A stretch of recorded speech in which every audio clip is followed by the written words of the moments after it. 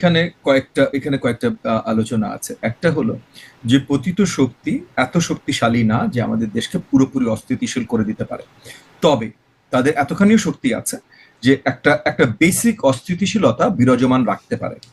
এটা আছে, মানে এনাফ ম্যান পাওয়ার আছে, এনাফ টাকা পয়সা। যেমন আমি একটা উদাহরণস্বরূপ বলি, এবং এটা এগেন আমার কোনো ইনভেস্টিগেশন না, আমি গোপালগঞ্জ থেকে আমার পার্টির লোকজন কাছ থেকে যা শুনেছি এবং গণমাধ্যমে যা শুনেছি এগুলো প্লাস করে আর কি আমি আপনাকে বলি গোপালগঞ্জের ঘটনা আমি কি চিত্রটা পেয়েছি।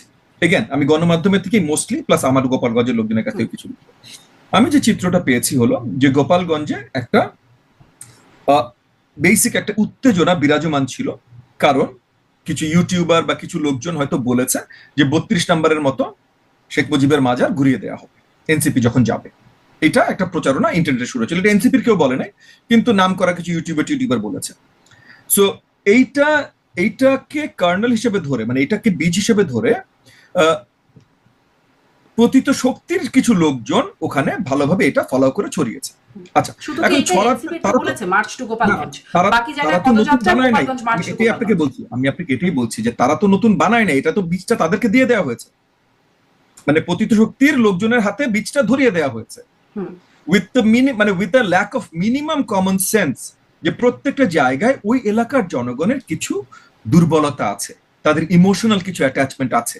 আপনি এগেন হয়তো পুরো বাংলাদেশে অনেক জায়গায় শেখ মুজিবের জন্য দুর্বলতা আছে, কিন্তু গোপালগঞ্জে সেটা বাকি সব জায়গায় যা আছে তার থেকে মিনিমাম 100 গুণ বেশি। এটা সিম্পল কমন সেন্স আপনার ধরে নিতে হবে।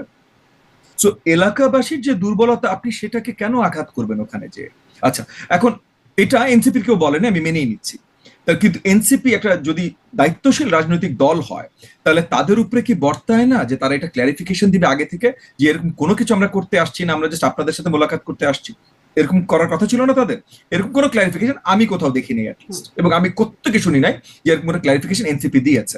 আচ্ছা, এনসিপি যাওয়ার পর তারা শেখ মুজিব বা মুজিববাদ এগুলো নিয়ে স্টেজে অনেক নেগেটিভ বড় বড় ভাষণ দিয়েছে। এই ভাষণগুলোতে এলাকাবাসী আরো উত্তেজিত হয়েছে, কারণ বড় বড় মাইকে ওরা মানুষ তাকে 1000 মাইকও দেয় 1000, সো অনেক দূর দূর এলাকা পর্যন্ত শোনা যাচ্ছে। সো তখন হচ্ছে জনগণ উত্তেজিত, জনগণের ভিতরে উত্তেজনা অলরেডি বিরাজমান। এই উত্তেজনাটা ব্যবহার করে 30-40 জন বা 50-60 জন, এগেন আওয়ামী লীগের 50-60 জন হার্ডকোর কর্মী গোপালগঞ্জে থাকবে না, এটা তো বিশ্বাসযোগ্য না।